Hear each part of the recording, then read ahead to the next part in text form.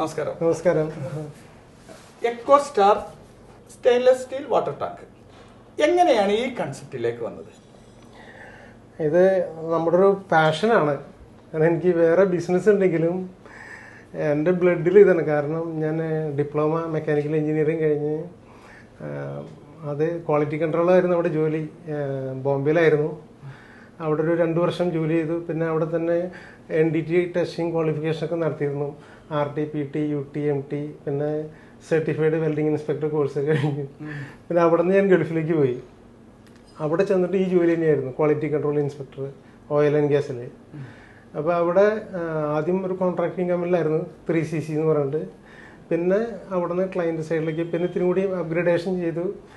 British ഗ്യാസിൻ്റെ painting coating ഇൻസ്പെക്ഷൻ്റെ certification കഴിഞ്ഞു. പിന്നെ സീനിയർ വെൽഡിംഗ് ഇൻസ്പെക്ടർ 3.0 കോഴ്സ് കഴിഞ്ഞു.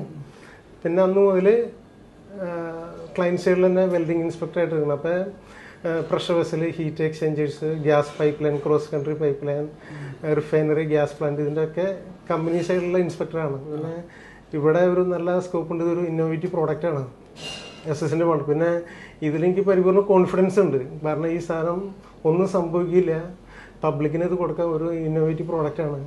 ഹെൽത്ത് ബെനിഫിറ്റ് ഉണ്ട്, ഈസി ആയിട്ട് ക്ലീൻ ചെയ്യാം, പിന്നെ ഹൈലി ഡ്യൂറബിൾ ആണ്, 304 ആണ്. അപ്പോൾ ഞാൻ വളരെ കോൺഫിഡൻറ്റ്.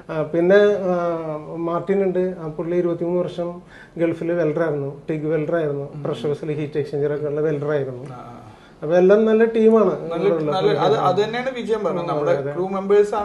എല്ലാം ടെക്നിക്കലി നല്ല സൗണ്ട് ആൾക്കാരാണ്, പണിക്കാര്. നല്ല പണിക്കാര്.